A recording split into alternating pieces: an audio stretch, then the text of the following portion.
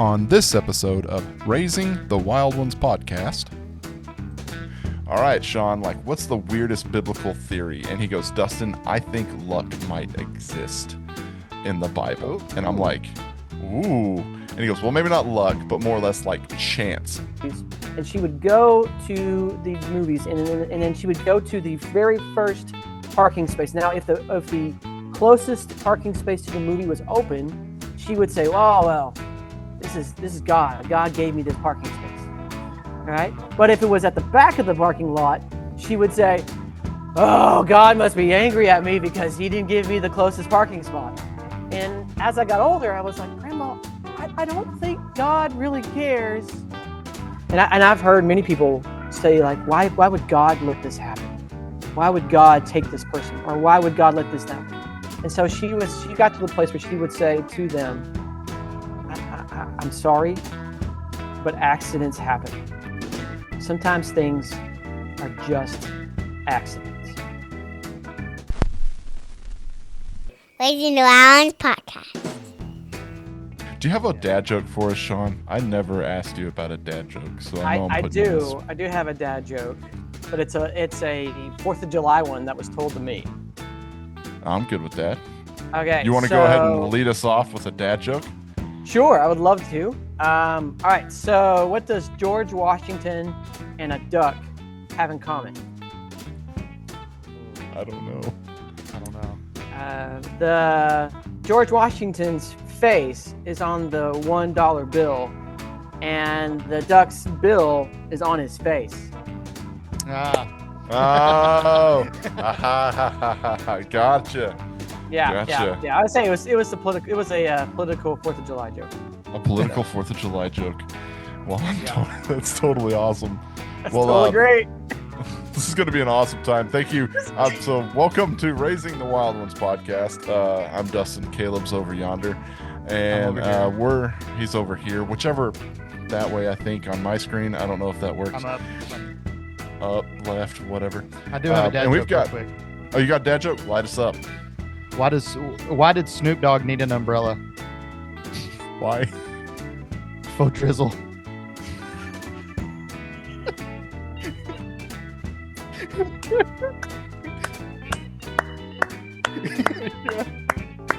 So it's applause. This is why I listen. This is why I listen to y'all. This is the reason. This is the reason why I listen to y'all right here. All right, Caleb. Whichever one was the best dad joke we've ever heard, that one's up there. That one's. I saw that. I was like, I got it, because I wasn't gonna say one, but I was like, I gotta do it. Still, you got to do that one. That's a good one. Did you ask ChatGPT for that dad joke? Oh. No, I did not. Oh. I did not. Well, today on the podcast, we've got Sean Horton here with us. He is the associate pastor at First Baptist Italy. Are you associate? Are you? I'm everything that's not pastor. So he is. Yes, he I is am the children's pastor. Youth. He is the music minister. Probably not music minister. No, not that. No. Gosh. He's the everything but not pastor at FBC Italy, and that is not in the other country. That is in the central Texas. And I'll see it's Italy. It's Italy. You say Italy, right? Or do you say Italy? If you're from, I'm at Central Baptist, but Central Baptist. My bad. Central Baptist. It's okay. And if you live in the town, they say it Italy, and then if you're not from the town, you say Italy. Since I'm originally from Wichita Falls, I say Italy. You say Italy. But they don't really. I mean, some care, some don't. So it's whatever you want to do. Just like every small town, if you pronounce it to the right person, they are definitely going to let you know that you've pronounced it wrong. Yeah. So, but Sean's a good friend of mine. He was back for my youth pastor days. We were youth pastor buddies. We're still buddies. We still talk about hurricanes a lot, which that's another story for another time. We can discuss that later date. But I was talking to him the other day about the podcast and all that kind of stuff, and I asked him, all right, Sean, what's the weirdest biblical theory? And he goes, Dustin, I think luck might exist in the Bible. Ooh. And I'm like, ooh. And he goes, well, maybe not luck, but more or less like chance. And I'm like, I don't know where you're getting at here, Sean, but this seems like an awesome podcast episode. And I've heard that you've actually preached this one to your congregation. Is that right? Yes, yeah. The pastor had to go on a mission trip, so I captivated his audience and told them about what I was doing and what was going to be happening, and so they were good. They were good guinea pigs Good guinea for pigs. us. So and we got a lot of very interesting opinions about it. So. Okay. What is the most interesting opinion you got on the whole chance thing from your congregation? The most interesting opinion I got was that chance is just a word, or luck is just a word. All right. And that it's just a word we use in our vocabulary to explain something. Like it's not. And so that was actually for my son, actually had that mentality that it's just a word we use and it doesn't really have any meaning. So. Interesting. Interesting. Yeah. And then All the older right. people thought that luck was juvenile, like so they thought, hey, you know what, this luck thing is something I learned I had thought of as a kid, but now that I'm adult, I really don't believe it or think about it. So it was kind of the gambit of that. Some people really were like, yeah, it's kind of there, and some people were like, no, it's not. That doesn't exist at all. And so we kind of batted that back and forth, and I tried to make the ones believe that there was luck, and I tried to make the ones who didn't believe there was luck that there wasn't luck, and all that in between. It's just fun to make people think things that they don't normally think. Yes. I'm all about thinking things I don't normally think. So do you want to give us kind of like maybe a little overview, kind of to jump us into the topic on, I guess, what chance is, if it's really in the Bible, Yeah, and we can go from there. yeah. Real quick. So because the prompt that Dustin and I were talking about, we started off with luck, and I just didn't really. To be fair, there's nothing in the Bible about luck, and luck is actually a very pagan, a very non-biblical thing that happens to us. And so I was like, well, is there? Because we usually associate luck with gambling. That's usually how that works. Like if you gamble money, if you gamble resources, whatever you have, and you come out favorably, then a lot of people think you were lucky. If you did not come out favorably, then they think, well, you had an unlucky streak, therefore that's how it works. But that whole concept doesn't really come from the Bible. The only place that gambling is really a big part of the Bible is when they would cast lots. And so what's interesting is that both God's people and pagans and non-God's people both cast lots. They both gambled. And so God's people gambled in the way of trying to pick which goat they would send out of town to put their sins on. And then in Jonah, the sailors gamble to see which of the bad people on the boat is God angry at. And so it's interesting you have both sides of that. And so there are like 22 different places where the people gamble in the Bible. But yes, I see your hand. I mean, do you have a thought, Caleb? Yeah, I was thinking like where they cast lots to replace Judas. Yeah. Yeah, That's yeah. in fact that's one of the few places in the New Testament where they cast lots. The other place that's also mentioned is when they do it for Jesus' robe. When they cast lots to see who would get Jesus' clothes on the cross. But yeah, that's one of the few places that they do that. What would you say, like God's hand could be in the casting of lots? Because like in Jonah, they cast lots and the lots fall on Jonah, and they're like, oh, this guy's the problem, right? I mean, that's probably a pretty loaded question there, but I'm asking No, loaded questions. no, you're good. So again, we have to understand why would they do that? Why would they gamble? And the reason why they would gamble, and the reason why they cast lots throughout the whole thing is what they're doing is they're essentially invoking fate, is what they mean. They're essentially saying, hey, I've got this big decision to make. All right. Do I want the green car or do I want the red car? And so what I'm going to do is I'm going to put a green ball and a red ball in a box, and shake it up, I'm going to pull it out. And that's going to make the decision for me. And so that's what they did. They're essentially saying, we are going to let go of the decision, whatever this is, and we're going to allow randomness or chance or fate or whatever you want to call that. That's what it is. Okay. All And right. so we do it all the time. We just don't realize that that's what we're doing, when you're drawing straws, or when you're trying to pick a restaurant to go to, and you say, okay, well, the next song, whoever picks the next song is the one who's that's essentially what you're doing. You're just saying, I'm not making the decision. I'm letting an exterior force do that. Now, in Jonah's case, the exterior force is essentially God. In the disciples' case, it's God. And the centurion's case, when they got him up for the clothes, it's essentially saying we need this decision to be fair. And so that's what they're invoking. They're not invoking the Roman gods to make the choice. They're just saying this needs to be fair, and so we're not going to kill each other over fighting over these clothes. Okay. All right. So fate and chance. So that's the closest we can get to like luck, like things came out favorably. And so I was telling Dustin that there's one passage in the Bible that really kind of talks about what that is and why that's so interesting, and what luck comes from. And that's from Ecclesiastes chapter 9:11. And so, again, it doesn't talk about luck, it talks about chance. And so that's kind of, but when you start talking about chance and things happening to people outside of their control, people get pretty squirmy about that. They don't like that. They like being able to say, well, I did this, and I can go to this place and I can control my own destiny. They don't really like, and that's what the people in the Bible study for my church people, that's what they were having the most difficulty understanding, was that when I walk out the door, all right, there's a force that happens because of the randomness of life that I can't control, and people don't like that. And you said that was Ecclesiastes 9:11? 9/11, yeah, that's where I'm going to talk about today, about it. I got and then it we'll pulled up jump over into here. it. Do you want me to read it, or you want to read it?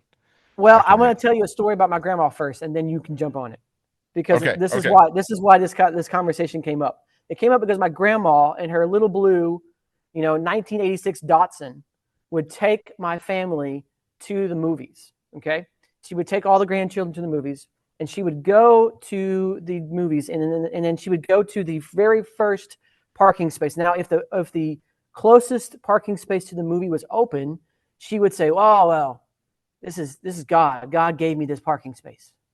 All right, but if it was at the back of the parking lot, she would say, "Oh, God must be angry at me because he didn't give me the closest parking spot." And as I got older, I was like, Grandma, I don't think God really cares about what parking spot you get. I think you care because you don't want to get 10 children out of a blue Datsun to go see the Smurfs movie. Okay?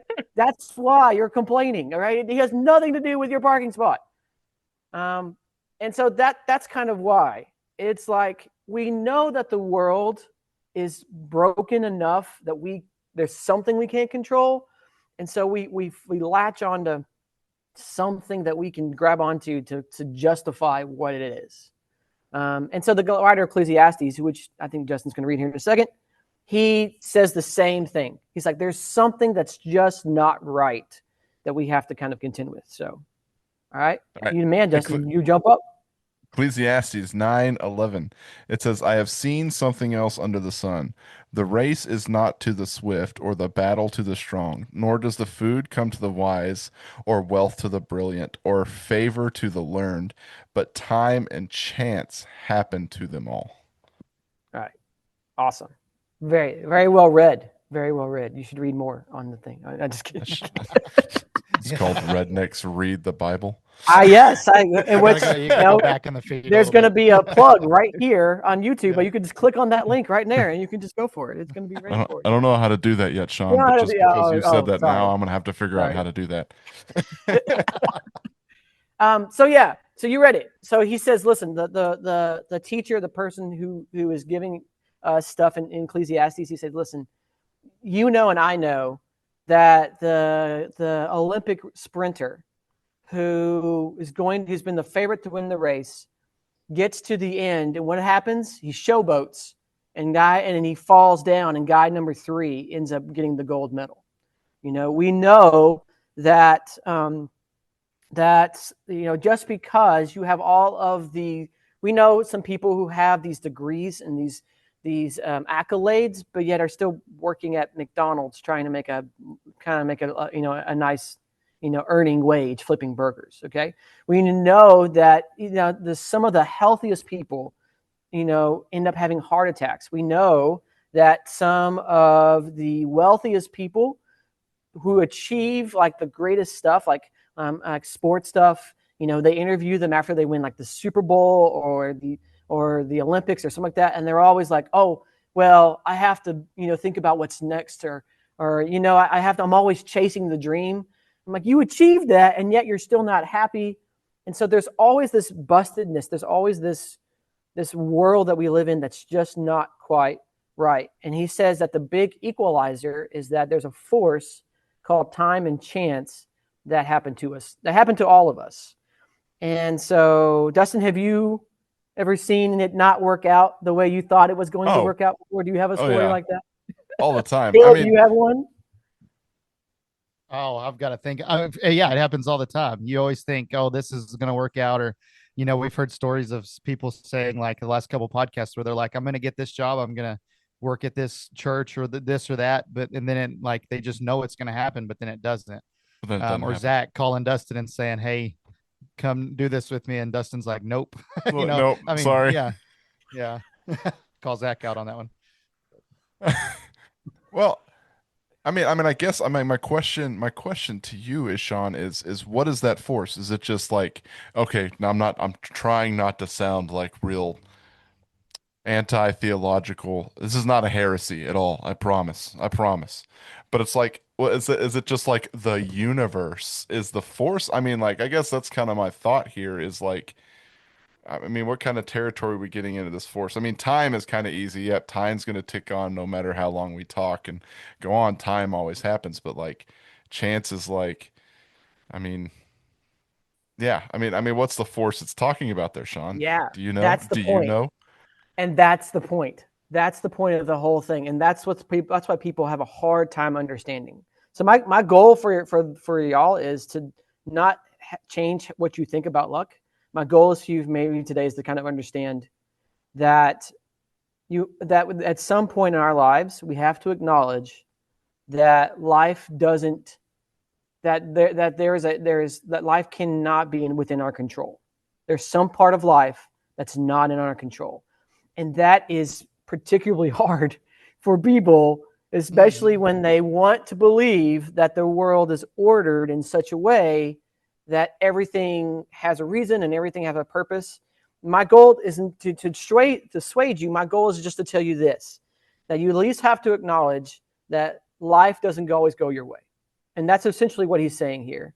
What's interesting, however, is the words he uses. He uses the word chance and time, and they're completely different than any other place in the Bible of this word chance.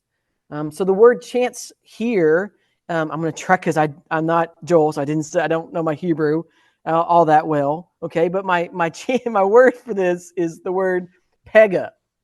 Okay, and now pega only happens 2 places in the Bible. It happens here. We read here for the word chance, and pega also happens in 1 Kings.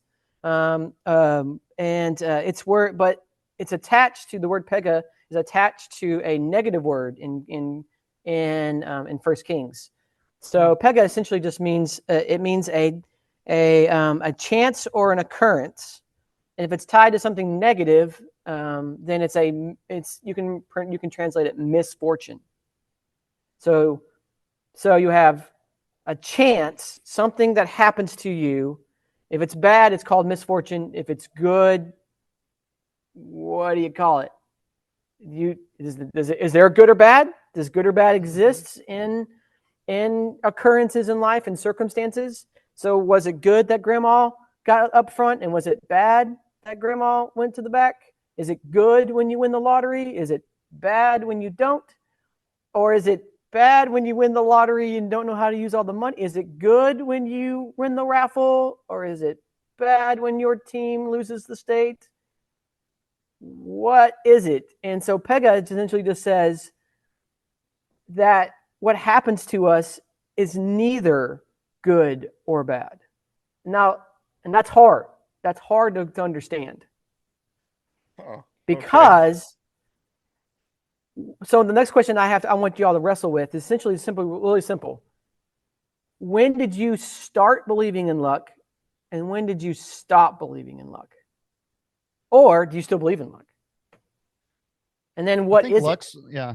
Luck's one of those things most people lean onto and say, well, I got lucky today. I did this or that. Or maybe when somebody's even trying to show a little bit of humbleness, they're like, oh, it wasn't me. I just got lucky. Or, but then, from a Christian perspective or somebody would be like, well, it wasn't me. It was God, and I found a verse, Proverbs 16:33, which kind of, it says the lot is cast into the lap, but it's every decision is from the Lord, which kind of is saying, well, you cast those lots, but the ultimate decision is from the Lord. So, kind of your question of when did you maybe start believing in luck? That's kind of one of those things that most people, I think, just inherently learn. And, from like a worldly perspective, it's just, well, it's just chance. It's just luck. There's maybe, like we talked to, like you said, maybe there's like that, some kind of force driving that, or maybe there's, for somebody, maybe it would be really easy to say, no, there's absolutely no force at all driving that. It's just by chance. Okay, maybe the lot fell this way. Maybe that spot was open. Maybe it wasn't. But from a godly perspective, it seems, I guess my point of view would probably change the more I grew in my walk with Christ, as far as, like that just says, God's driving those decisions. And now, but then the question comes, well, is God driving every decision from that parking spot being open or not? And this kind of is a good segue from our couple of podcasts where we did talk to Zach about Reformed versus Arminianism, where it's like, how much of a role does God play in our lives, I guess, is kind of a good way to put it. So as far as, does God control, does God have to change your heart, then give you the ability to accept him? Or is it out of your free will, and you are the one changing your heart to where you can accept God? And that, I guess, that Calvinism, Arminianism argument, it kind of, to me, it can kind of even go into that, is like, how much control, I guess, does God have in each of our lives with that chance? I don't know if that kind of answers the question. No, yeah, it does. It's there had to be a moment. There's going to be a moment in your life where you realize stuff happens to you, and how you view that stuff is a culmination of of your experiences, of what you've been taught, of what you've been having. And so, my son, when I asked that question, his idea of what luck was based on his own experience, not what he's learned. Okay, because I've kind of sheltered him. But when I talk to the older people in my congregation, they were like, well, I've learned enough in my life to understand that I've stopped thinking about luck or good things or bad things. I've now started to think about blessings, God's blessings from us. And even at the moment when something happens, you can be like, well, that was good luck. Hey, I got a refund check in the mail or something like that. How lucky am I? But, then as you grow and like you get older, you get wiser, you can look back on those things. A lot of times in the moment you think, well, it's just luck. I got lucky today. But then you look back and you're kind of like, see your walk. You're like, whoa, God was walking with me. And maybe that wasn't just blind luck in the universe, whatever.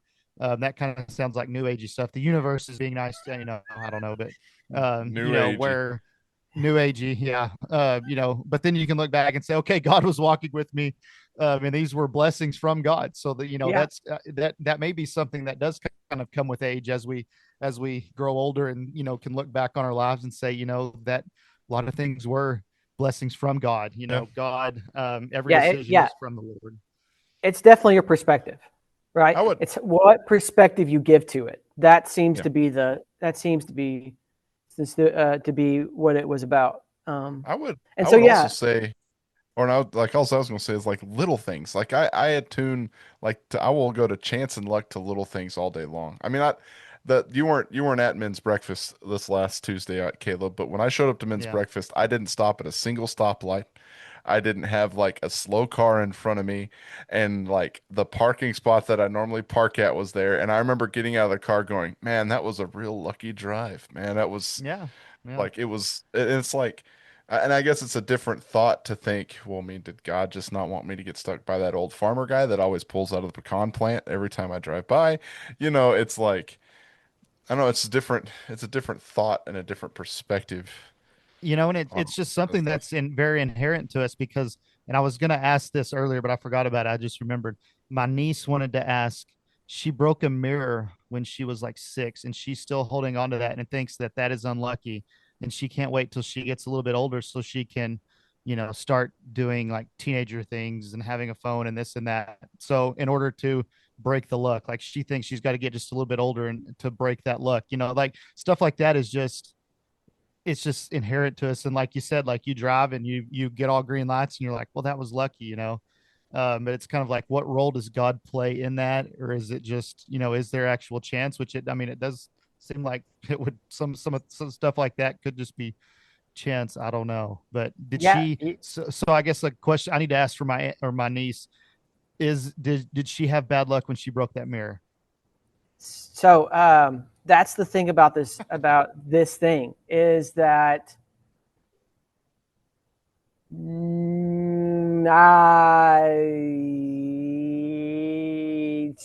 she has bad luck because she thinks she has bad luck. Oh, So that's a good that's way. that's the Yeah. question she's going to have to answer in her entire life. Is what happens to me a direct correlation to either how I view it is how I view what happens to me in a response to it or something that happens through it. Because not only that is I want to go back to real quick to the word time. Because remember he says time and chance. Well, time is actually means in the Hebrew word for time there, it means uncertain time. So you can essentially say, listen, that uncertain time and uncontrolled neutral occurrences happen to everybody. So her breaking the mirror was an occurrence that happened to her, not knowing she was going to do it. And so therefore she gets a choice on how to view that. And so I'm sure her parents, I'm sure you have helped her be like, hey, you know what? It's just a broken mirror. It doesn't really, it's not going to change what you is. But because she's not gotten the age and experience to understand what's going on, her brain lashes on to the very first thing that seems logical to her. Okay, so so probably for her, it would be like, I did something bad by breaking it, therefore bad things are going to happen to me. All right. And we know that that's not quite how that works, right? If I get the good parking space, it doesn't mean that I did something good that day. It just means that parking space was open. It's as simple as that. Yeah. Yeah. And so It's my grandma was like, yes, I got it. It's great. All right. And then but the same parking space could be there and she could have stubbed her toe that day and like been yelling at the back of the kids. And she could have gotten out of the car and not been oblivious to what parking spot she had because she was yelling at my cousin Jonathan for hitting my cousin Melissa. You see, and so the same events happen to us because they just happen to us. What's crazy is that God's providence, what you said, Caleb, is exactly what the Bible says.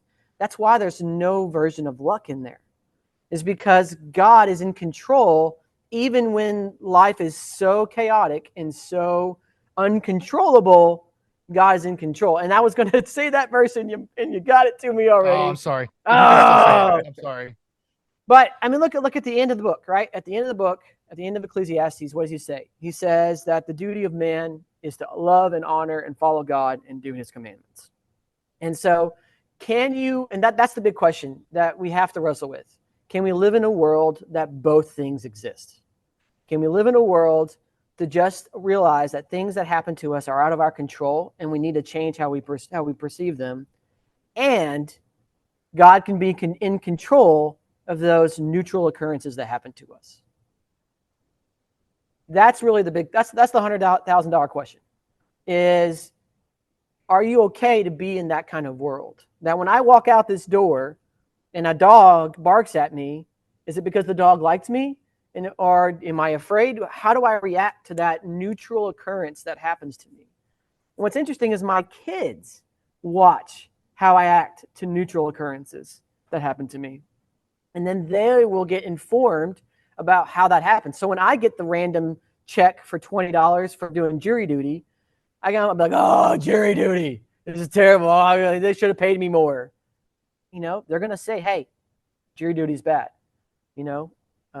Or if I come up and I say, if something happens the grocery store and I find $5 on the ground and I'm like, oh, this is great. It's $5. This is fantastic. This makes my day.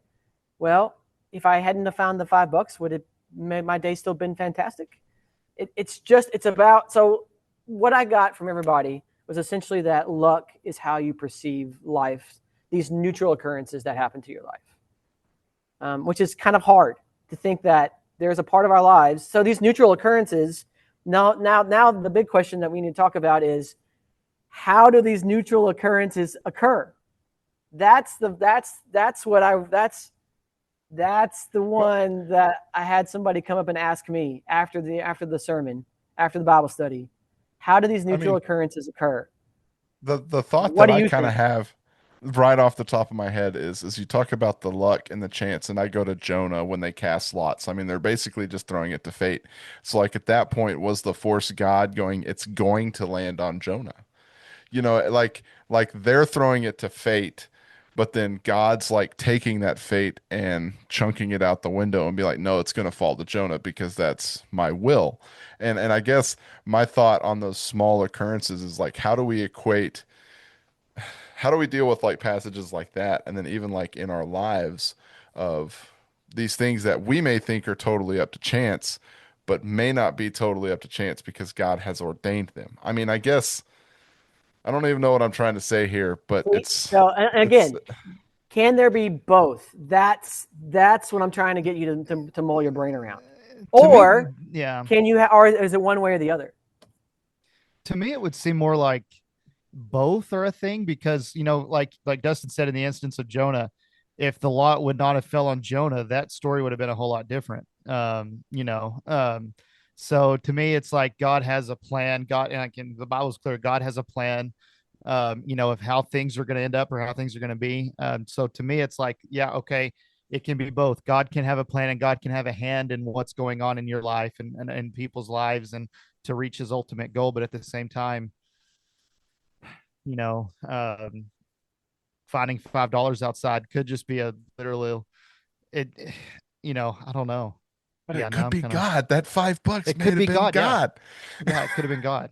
But then it's like, does God control every aspect of everything? And basically we have absolutely no free will and we're just all going in the direction that like we can't control. It's out of our hands. So that's an extreme, of course. But like to me, if there's not both, that's it.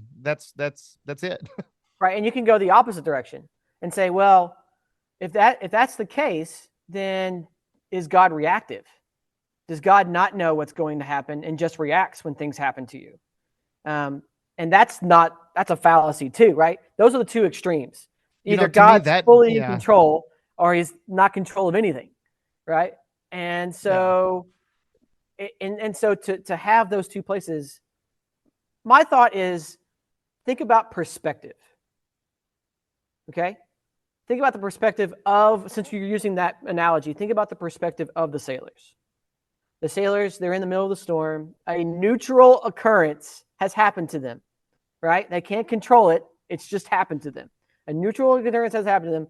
And so what do they decide to do? They've made a choice to randomly throw out a lot to let fate or whatever, to let go of the decision to throw somebody overboard because they can't control it, right? They don't, the idea of killing somebody so the storm would go away hurts them. But from their perspective, they're thinking that, oh, this is just randomly chanced. But from God's perspective, God had him on the boat.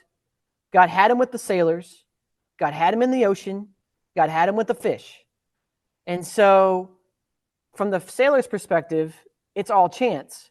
But from God's perspective and the story's perspective, God was in control the whole time. In fact, there's a story that in the Bible where God's never in it, but yet random a chance occurrences happen all the time. And that's the book of Esther. God's not in it, but yet how does Esther get picked for the beauty pageant? How does Mordecai hear the plan that's happening? How does Haman, all right, just happen to be in while the king is reading the stuff, all right? From our perspective as the reader, all right, we're seeing all these neutral occurrences, and we're like, this is really going well for them. And it's not going well because Haman's about to go kill all of them. But what does Mordecai say at the end? He says, wait, you've gotten here for such a time as this. So could it not be that God was orchestrating from her vantage point, hey, all these things are just happening to me, and I'm just dealing with them. But from God's perspective, it's like, no, I had this whole thing planned out, and I was going to save our people from everything. And even though he's not in the story, God was moving. And that happens a lot. That happens in Esther. That happens in Ruth. That happens in all these Old Testament things where it's just like, oh, I didn't know how this was going to happen. And then boom, God does he's like, oh, you just so happen to be here. Joseph just so happens to be in Egypt when the famine comes. Was he just so happened, or did God have something else in mind? So again, my point for today is simple. Can you have room for both things to happen to you? Can God still be in control? And can you luckily find $5 on the ground and have a great time? Or was the $5? And so for me, I think what causes the uncontrollable nature of everything, I think the Bible points to it's us. We cause it. Like all of our decisions are, okay, imagine yourself in a baseball game and you're pitching, right? The moment you throw the ball in any direction you want to, because you can, you essentially introduce chaos into what's going on. The moment you make a decision.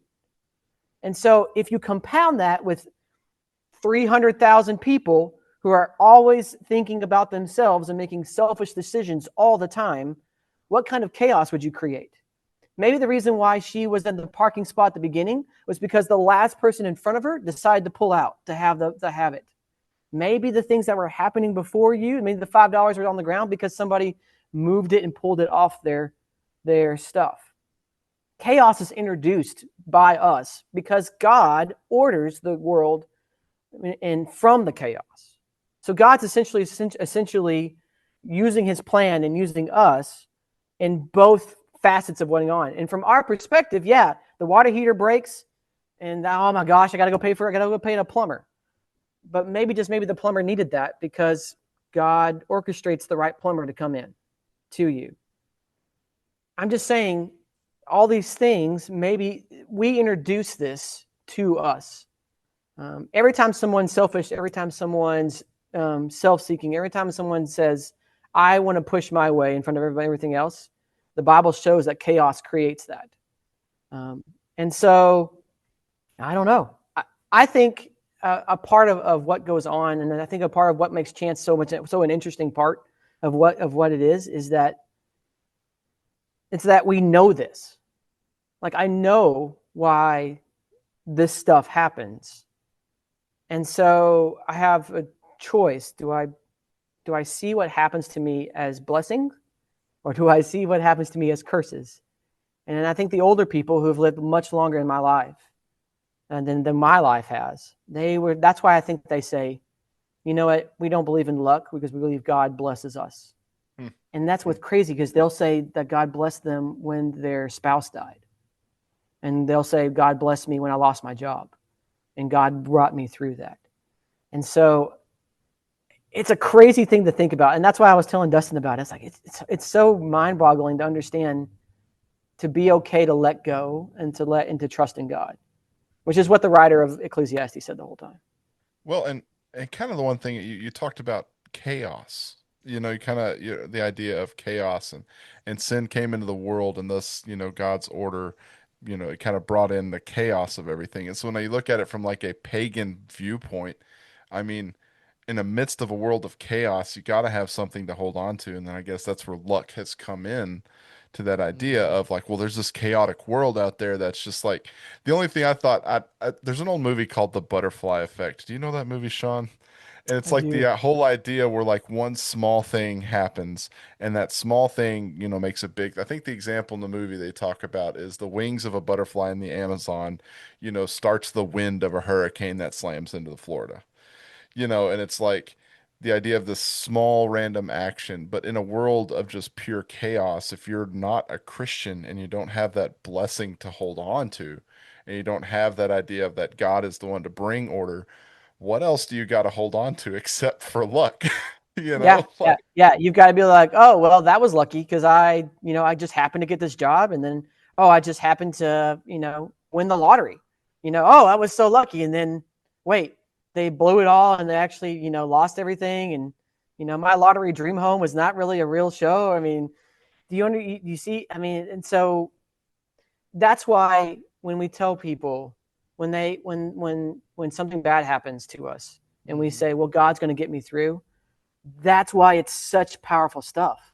It's because they had never hold on to that. It's like, oh, well, this chance thing happened to me and was bad. I've had such misfortune. And it's like, no, no, no. God's brought you to this place, and now I'm going to bring you hope because God's in control.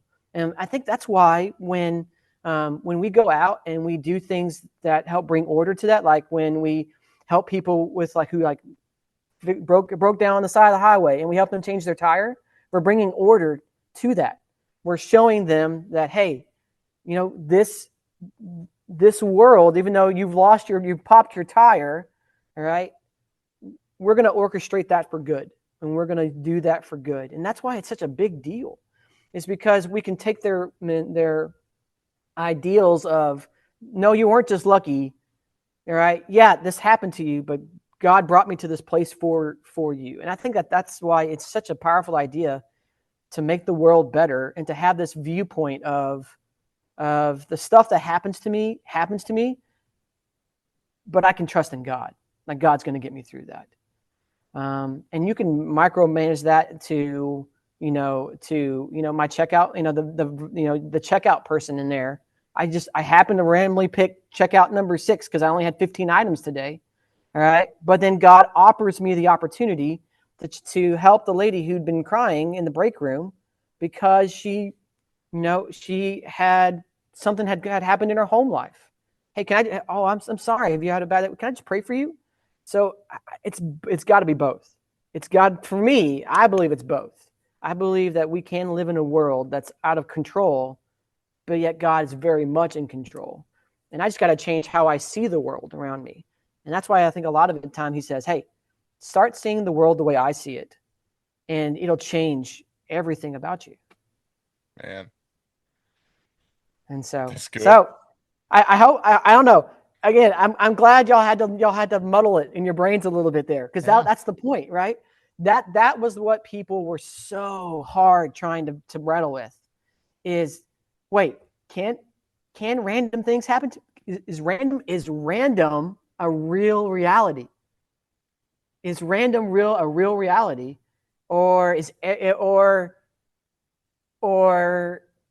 a I mean, your brain can just go. The writer of Ecclesiastes was very adamant with saying that because the one before it, the wisdom book before it, is Proverbs, and Proverbs was like, no, the whole world is ordered in a cause and effect relationship.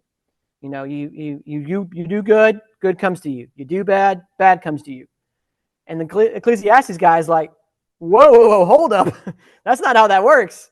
The world is way more complicated than what you think it is. And as I kind of picture that guy as like a middle-aged, like 40-year-old guy who's lived a little bit of life and has gone through 5 jobs, and maybe the dogs run out of him a couple of times, and he's that's what I feel like, because I feel that way. I'm a 40-year-old guy, and I'm kind of like, man, this world's rough.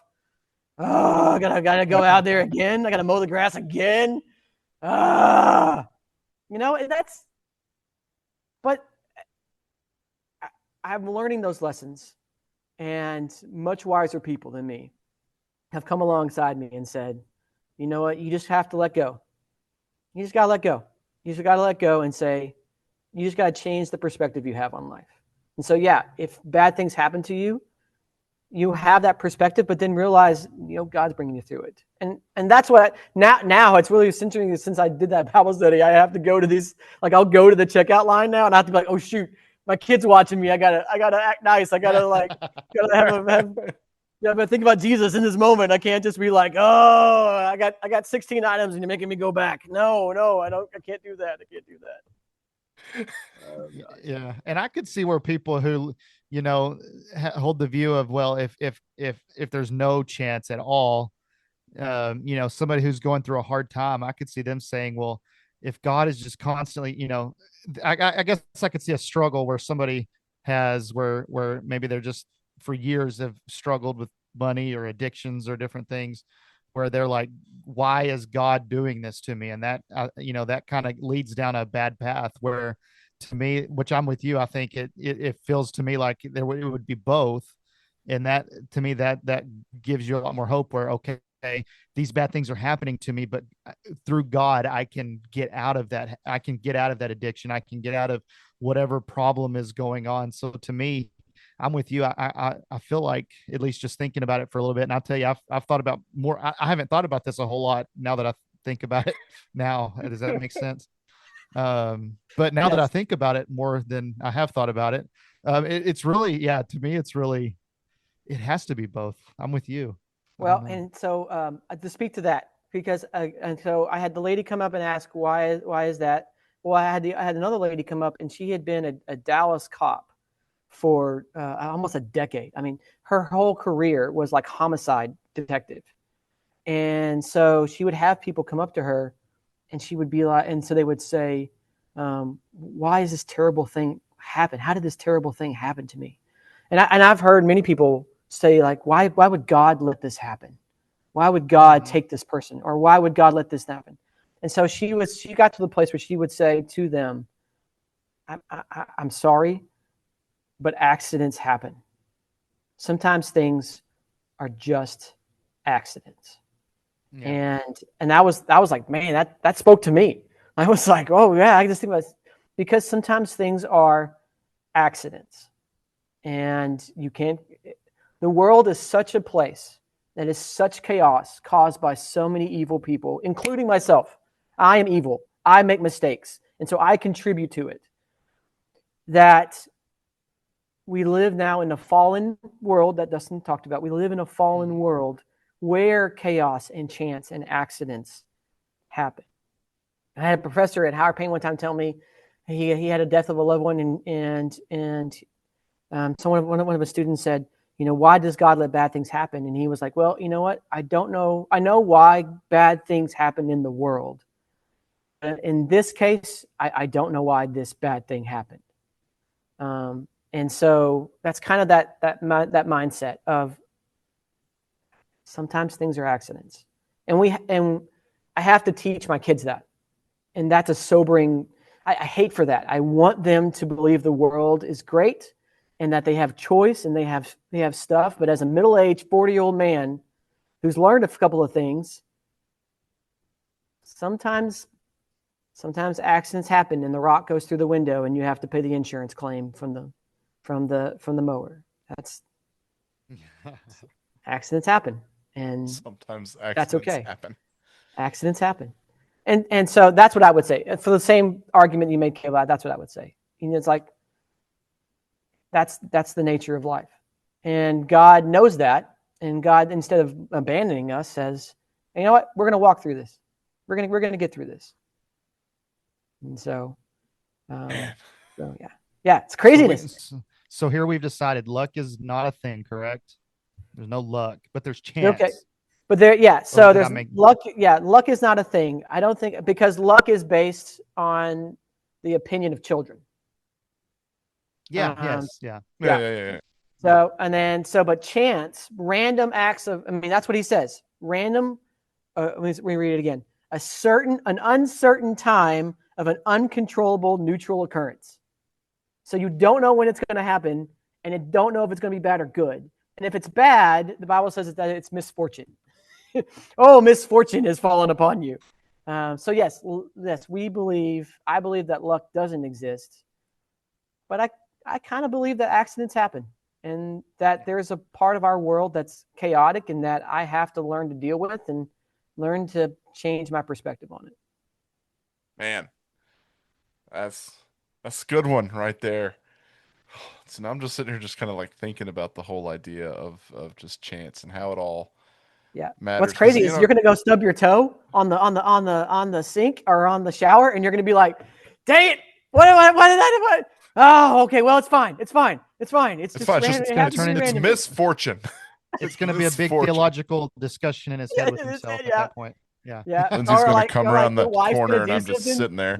Yeah.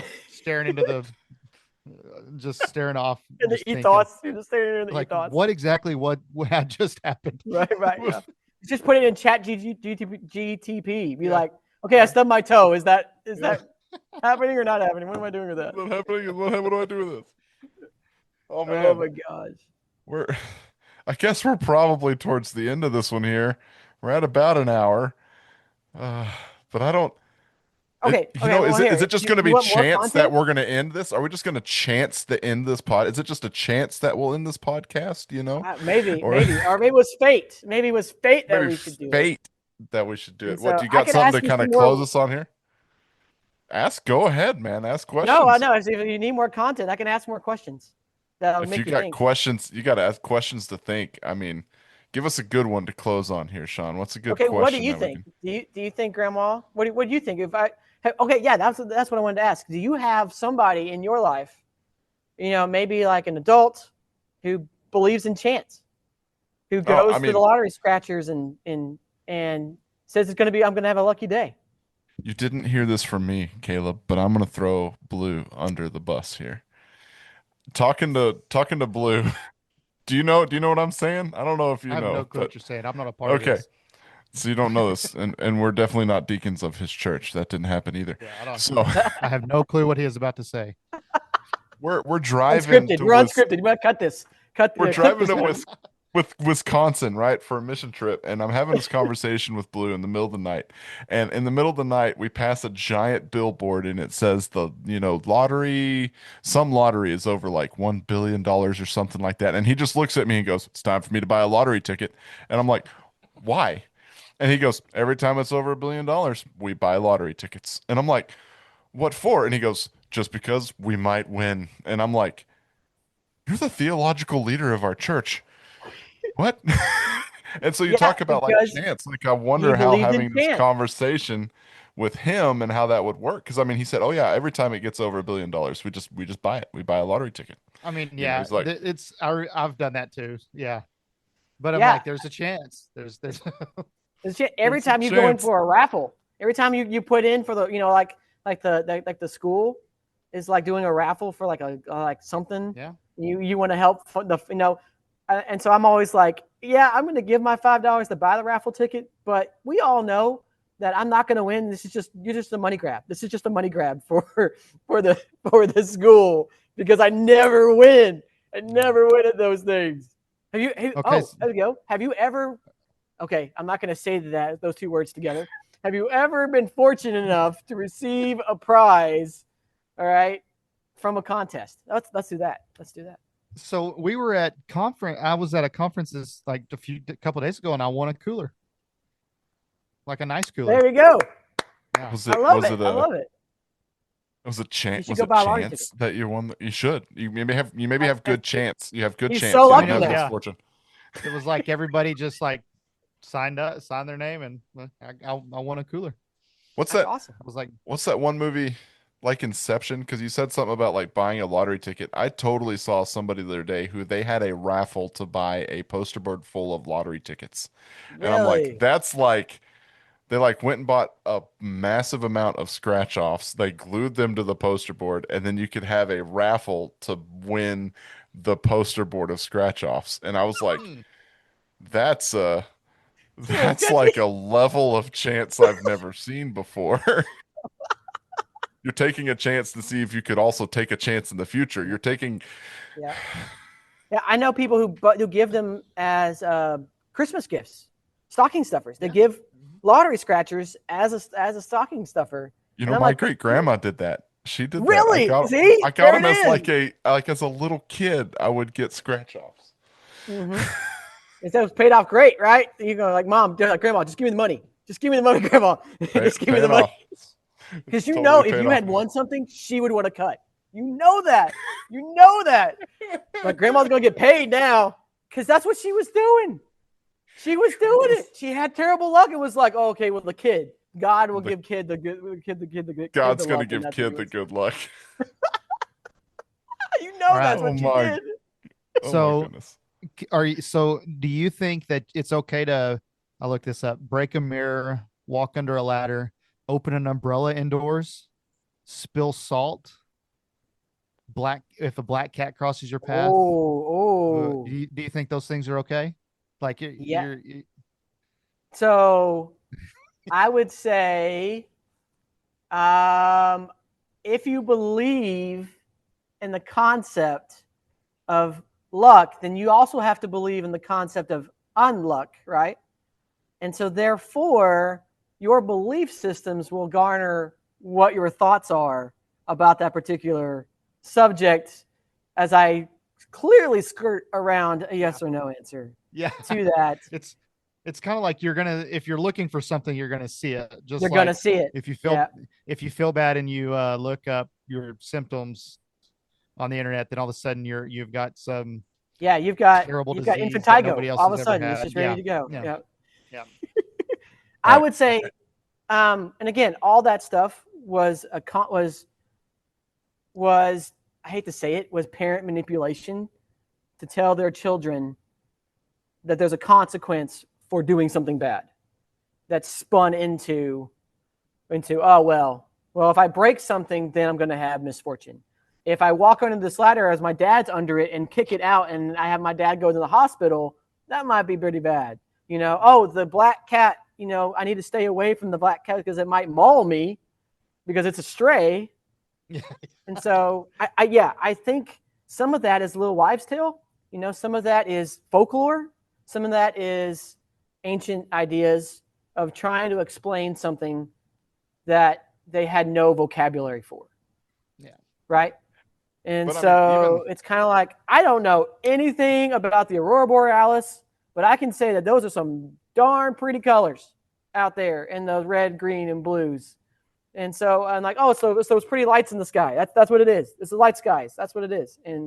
But you would know it's not. It's like gas and all that. The intricacies of what's going on.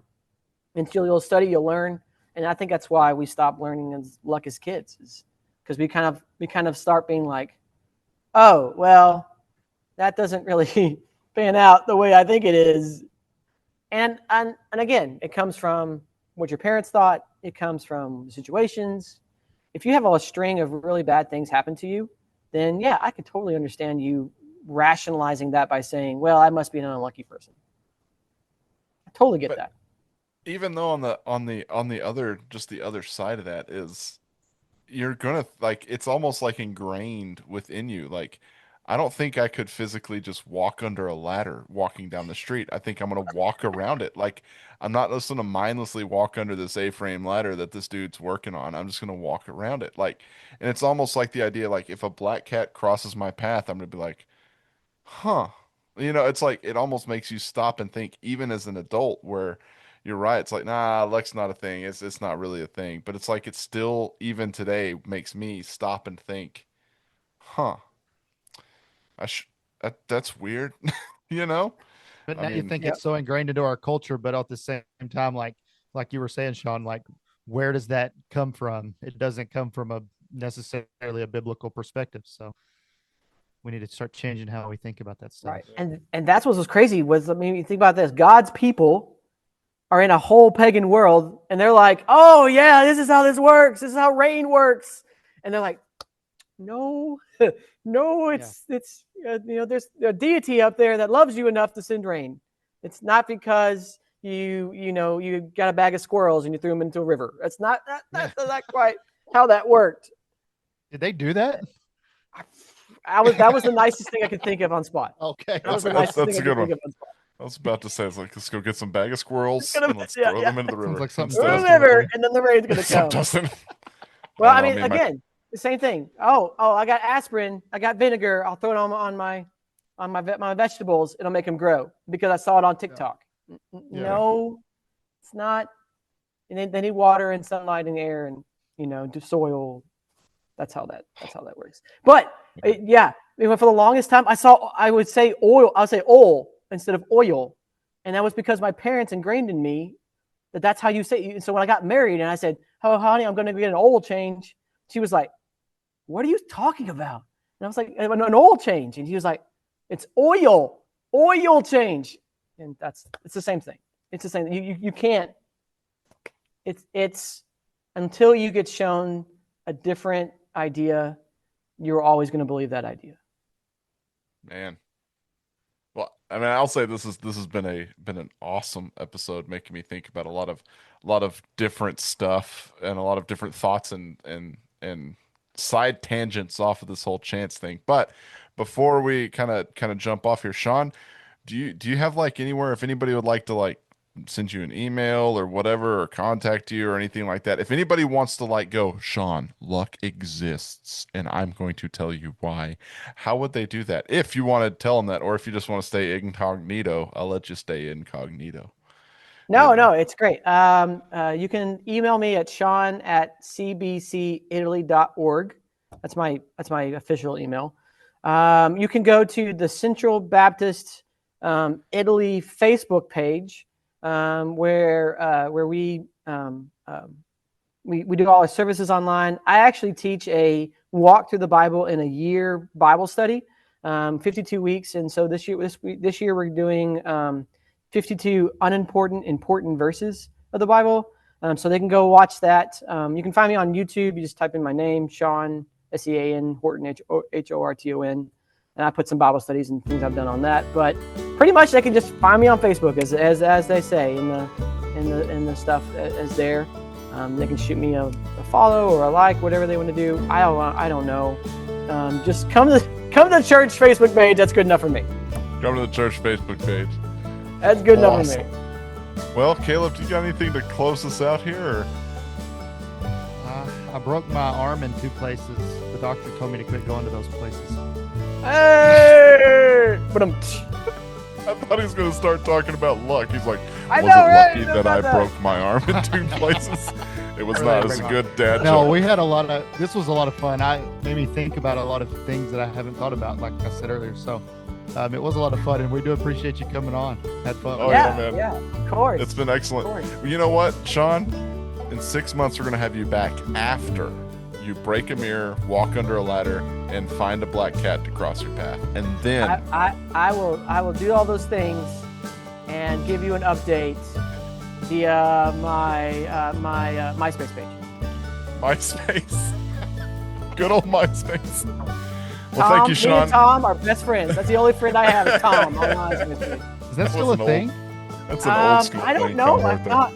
I saw an old video. I was watching Smallville, and he had a MySpace page on Smallville, and I was like, "What was that?" And my daughter's like, "What the heck is that thing?" And I was like, "Oh, let me tell you about the time when me and Tom were friends." Let me tell about MySpace. The old Facebooks. Well, thank you so much, Sean. It's been fun, and Thank you. Oh, Yo, yeah. thank y'all. I appreciate it so much. thank you guys for listening to Raising the Wild Ones podcast. I know me and Caleb are just a couple of redneck theologians, right? Kind of came up with that term a little while ago, and it's just kind of making us laugh. But that's really just what we are, right? Every single one of us is a theologian. Sit there and just think about the Bible, and me and Caleb are rednecks, so that makes us redneck theologians. And so we just thank you guys for listening to us. And if you want to just give us a holler and let us know about topics you may want to listen to, or things you may want to say, or if you have an idea for a guest host, or if you yourself want to be a guest host, just drop us a line. Just let us know. Just give us a ring on the old telly. Actually, not really. We don't have a cell phone number, right? But we do have an email, and you can send us an email, right, at raisingwildonespodcast@gmail.com. There'll be a link for that podcast down in the description. And so just kind of click on that and just let us know what you guys want to hear from us. And we like to hear from you guys too. We like to know what you guys think of our podcast. And so also just tell your friends, share it on social media. Just let people know when you're sitting down having a cup of coffee with your hunting buddies or fishing buddies, just say, hey guys, listen to this podcast. It's these two rednecks and they're kind of weird sometimes, but it's fine because they talk about some cool stuff. And so just let people know, and that's how the word gets out, and that's how it gets shared. So we just thank you guys so much for your support and for listening to us. And yeah, tune in next time for more from the Redneck Theologians. Hey, Wild Ones, do you love what you've been hearing? Our deep dives into theology, Bible stories, and the Word of God? If so, we need your help. For just $6 a month, which is less than a cup of coffee these days, you can join our Patreon community. It's a simple but powerful way to support our mission of sharing the gospel with as many people as possible. And when you join, you'll get some awesome perks like early access to episodes, detailed show notes, and even biblically accurate coloring pages you won't find anywhere else, trust me. Plus, we're giving 10% of everything we receive straight to missions, so your support goes even further. So click the link below in the show notes and join us on Patreon today. Let's keep raising the wild ones together.